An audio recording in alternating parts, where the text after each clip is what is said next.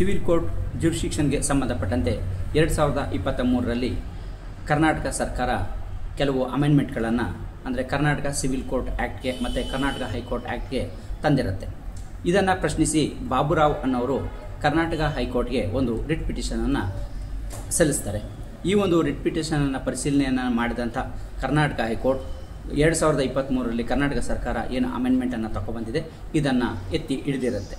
ಇದಕ್ಕೆ ಸಂಬಂಧಪಟ್ಟಂತೆ ಈಗ ಸಿವಿಲ್ ಸೂಟನ್ನು ಫೈಲ್ ಮಾಡೋದಕ್ಕೆ ಎಷ್ಟು ಮೊತ್ತದ ಜ್ಯೂರಿಸ್ಡಿಕ್ಷನ್ವರೆಗೂ ಹೆಚ್ಚು ಮಾಡಲಾಗಿದೆ, ಅಪೀಲ್ಗಳಿಗೆ ಫಸ್ಟ್ ಅಪೀಲ್ಗಳಿಗೆ ಈಗ ಯಾವ ರೀತಿಯಲ್ಲಿ ಈಗ ಮಾಡಲಾಗಿದೆ, ಈ ಹಿಂದೆ ಫೈಲ್ ಮಾಡಿರುವಂಥ ಸೂಟ್ಗಳನ್ನು ಈ ಕೆಳ ನ್ಯಾಯಾಲಯಕ್ಕೆ ಬರುತ್ತಾ, ಇದು ಯಾವಾಗಿಂದ ಅನ್ವಯ ಆಗುತ್ತೆ ಅನ್ನೋದಕ್ಕೆ ಸಂಬಂಧಪಟ್ಟಂತೆ ಈ ವಿಡಿಯೋದಲ್ಲಿ ನೀವಿನ್ನು ನೋಡೋದಕ್ಕಿಂತ ಮೊದಲು ನಮ್ಮ ಚಾನಲ್ಗೆ ಸಬ್ಸ್ಕ್ರೈಬ್ ಆಗಿಲ್ಲ ಅಂದರೆ ಸಬ್ಸ್ಕ್ರೈಬ್ ಆಗಿ, ಹಾಗೆ ಬೆಲ್ ಬಟನನ್ನು ಪ್ರೆಸ್ ಮಾಡಿ.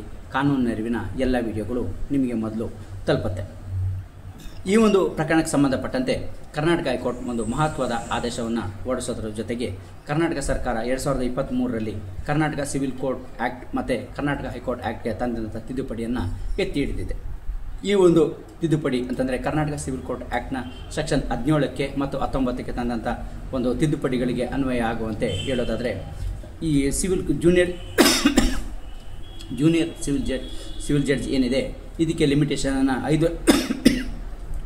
5 ಲಕ್ಷದವರೆಗೆ ಲಿಮಿಟೇಷನನ್ನು ಕೊಡಲಾಗಿತ್ತು. ಈಗ ಈ ಒಂದು ತಿದ್ದುಪಡಿಯ ಅನ್ವಯ ಸೆಕ್ಷನ್ 17ಕ್ಕೆ ತಿದ್ದುಪಡಿ ಏನು ಮಾಡಲಾಗಿದೆ, ಇದರ ಅನ್ವಯ 5 ಲಕ್ಷ ಇದ್ದಿದ್ದು ಈಗ 15 ಲಕ್ಷದವರೆಗೆ ಆಗಿದೆ. ಸೊ ಹಾಗಾಗಿ ಈ ಹಿಂದೆ ಸೀನಿಯರ್ ಡಿವಿಷನಲ್ಲಿ ಫೈಲ್ ಮಾಡಿರುವಂಥ ಒಂದು ಪಿಟಿಷನ್ಗಳೇನಿದೆ 15 ಲಕ್ಷದವರೆಗೆ ಮಾಡಿರುವಂಥ ಪಿಟಿಷನ್ಗಳು ಇವುಗಳನ್ನು ಈಗ ಜೂನಿಯರ್ ಡಿವಿಷನ್ಗೆ ಕಳಿಸ್ಕೊಡ್ಲಾ ಅಂತ ಆಗುತ್ತೆ. ಸೊ ಹಾಗೆಯೇ ಸೆಕ್ಷನ್ 19ಗೂ ಕೂಡ ಅಮೆಂಡ್ಮೆಂಟನ್ನು ತರಲಾಗಿತ್ತು. ಹಾಗೆ ಕರ್ನಾಟಕ ಹೈಕೋರ್ಟ್ನ ಆ್ಯಕ್ಟ್ ಸೆಕ್ಷನ್ 4ಗೂ ಕೂಡ ಅಮೆಂಡ್ಮೆಂಟನ್ನು 2023ರಲ್ಲಿ ತರಲಾಗಿದೆ.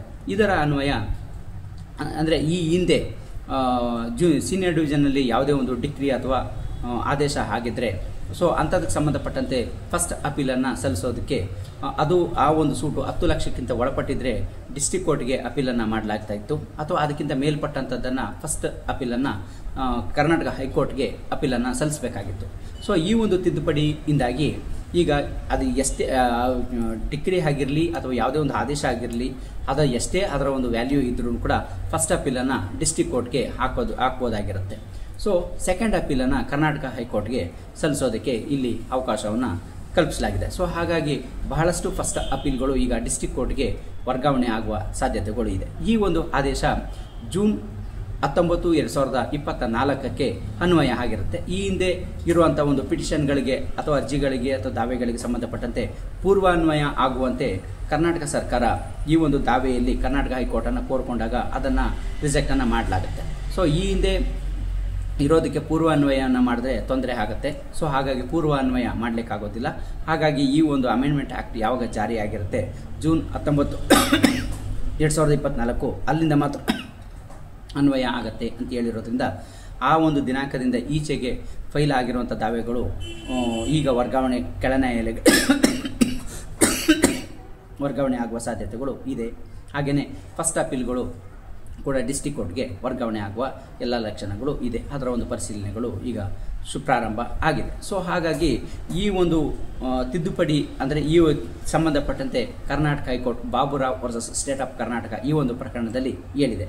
ಈ ಒಂದು ಪ್ರಕರಣದ ಪೂರ್ತಿ ಅಂಶವನ್ನು ನೋಡೋದಕ್ಕೆ ಡಿಸ್ಕ್ರಿಪ್ಷನ್ ಬಾಕ್ಸಲ್ಲಿ ಕೊಟ್ಟಿರುವ ಲಿಂಕ್ ಮೇಲೆ ಕ್ಲಿಕ್ ಮಾಡಿ ಪೂರ್ತಿ ಜಡ್ಜ್ಮೆಂಟನ್ನು ಕೂಡ ನೋಡ್ಬೋದಾಗಿರುತ್ತೆ. ಸೊ ಹಾಗೆಯೇ ಇದರ ಒಂದು ಕ್ಲಾರಿಫಿಕೇಷನನ್ನು ಹೇಳೋದಾದರೆ, ಈ ಹಿಂದೆ ನಾವು ಜೂನಿಯರ್ ಡಿವಿಷನ್ಗೆ ಯಾವುದೇ ಒಂದು ಸಿವಿಲ್ ಸೂಟನ್ನು ಫೈಲ್ ಮಾಡೋದಕ್ಕೆ 5 ಲಕ್ಷದ ಒಳಪಟ್ಟು ಮಾಡ್ತಾ ಇದ್ವಿ. ಈಗ 15 ಲಕ್ಷದವರೆಗೂ ಕೂಡ ಜೂನಿಯರ್ ಡಿವಿಷನ್ಗೆ ಸಲ್ಲಿಸ್ಬೋದಾಗಿರುತ್ತೆ. ಅದರ ಮೇಲ್ಪಟ್ಟು ಎಷ್ಟೇ ಇದ್ದರೂ ಕೂಡ ಅದನ್ನು ಸೀನಿಯರ್ ಡಿವಿಷನ್ಗೆ ಅಪೀಲನ್ನು ಇದು ದಾವೆಯನ್ನು ಸಲ್ಲಿಸ್ಬೋದಾಗಿರುತ್ತೆ. ಇಲ್ಲಿ 5 ಲಕ್ಷಕ್ಕಿಂತ ಒಳಪಟ್ಟು ಇದ್ದಂಥ ಜೂನಿಯರ್ ಡಿವಿಷನ್ನ ಆದೇಶಗಳಿಗೆ ಗಳನ್ನು ಫಸ್ಟ್ ಅಪೀಲನ್ನು ಸೀನಿಯರ್ ಡಿವಿಷನ್ಗೆ ಹಾಕ್ಬೋದಾಗಿರುತ್ತೆ. ಸೊ ಹಾಗೆಯೇ ಸೀನಿಯರ್ ಡಿವಿಷನಲ್ಲಿ ಆಗುವಂಥ ಯಾವುದೇ ಒಂದು ಆದೇಶ ಅಥವಾ ಡಿಗ್ರಿಯನ್ನು ಈಗ ಎಷ್ಟೇ ಅದರ ವ್ಯಾಲ್ಯೂ ಇದ್ದರೂ ಕೂಡ ಫಸ್ಟ್ ಅಪೀಲನ್ನು ಡಿಸ್ಟ್ರಿಕ್ಟ್ ಕೋರ್ಟ್ಗೆ ಸಲ್ಲಿಸೋದಕ್ಕೆ ಇಲ್ಲಿ ಅವಕಾಶ ಇದೆ.